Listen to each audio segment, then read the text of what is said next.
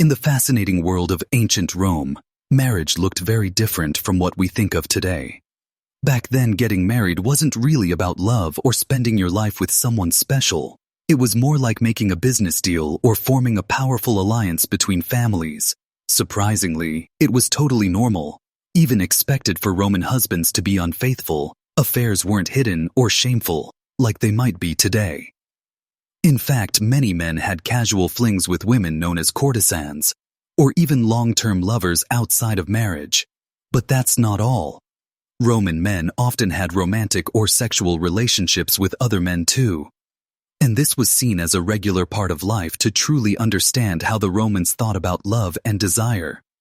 We have to let go of today's ideas about relationships and think from their point of view.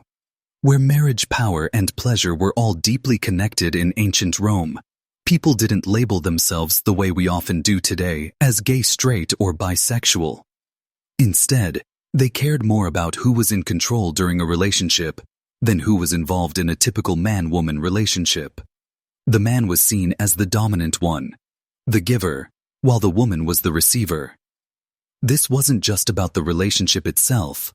It was also about showing who had the power. When two men were involved, things got more complicated. One of them had to take on the receiver role, which Romans thought of as more feminine and submissive. That position often carried a social stigma for adult men, but not always, especially if the younger partner was still a teenager.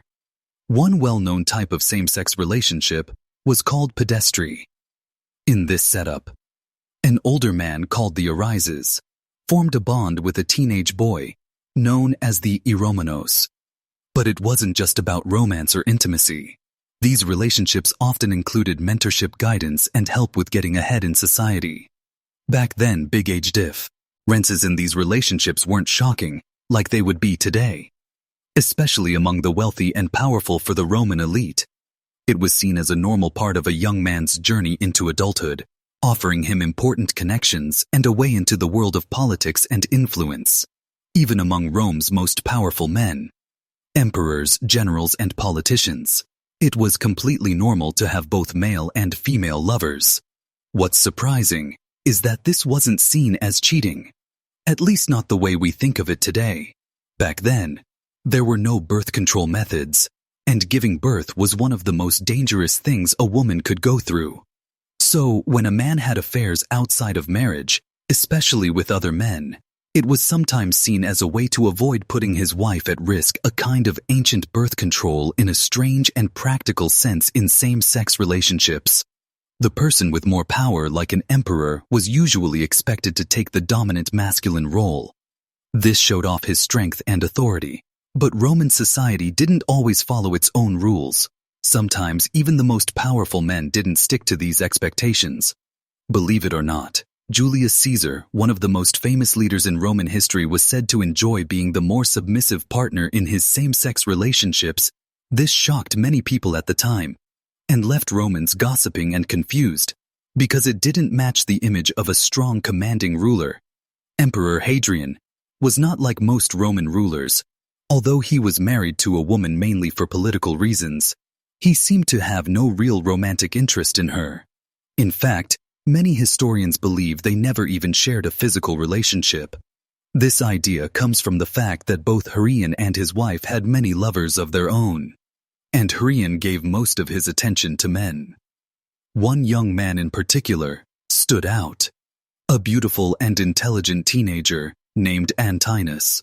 Hadrian adored him. He made sure Antinous received an excellent education, and the two traveled together across the empire, but their close bond ended in tragedy. While they were in Egypt, Antonius mysteriously drowned in the Nile River, heartbroken. Hadrian took extreme steps to honor him. He built an entire city near the place where Antinous died, and named it after him. He even had Antinous' body mummified and brought back to Rome. Hadrian went as far as having coins made with Antinous' face, and declared him a god. And something incredibly rare, worship of Antinous, spread throughout the empire. Now, Hadrian wasn't the only emperor with unusual love stories. Emperor Nero also had romantic relationships with men, but his behavior shocked even the Romans. Most emperors chose their lovers from palace slaves and still treated them like servants.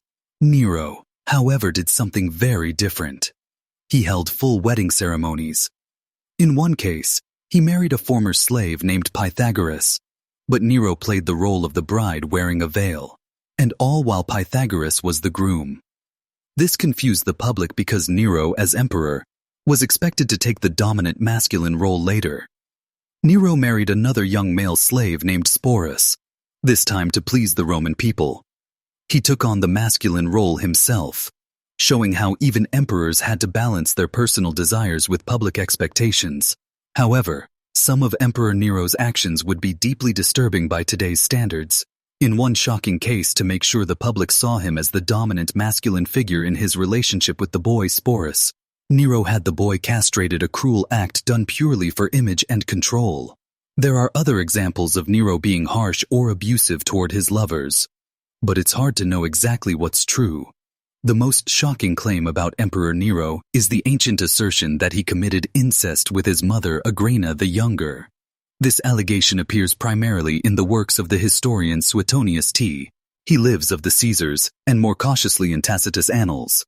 Both suggest Agrippa initiated the relationship to maintain control over Nero after he became emperor.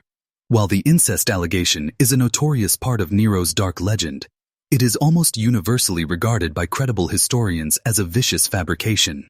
It represents a potent example of how political enemies in ancient Rome used sexual slander, the most shocking taboo, to destroy reputations, posthumously. But while Nero's behavior was extreme, another emperor, Tiberius, is remembered even more darkly, especially for how he treated the young people around him. Tiberius is often described as one of the worst offenders when it came to abusing his power over his lovers. He had a strong interest in much younger boys, and the way he treated them has led many historians to call him one of the most sexually corrupt emperors in Roman history. Much of this happened far from the public eye. Tiberius spent many of his later years in luxury villas on islands in the Mediterranean, especially the island of Capri. He had boys brought there officially as servants, but many reports suggest they were also used to satisfy his sexual desires. Some of the stories about Tiberius are likely exaggerated.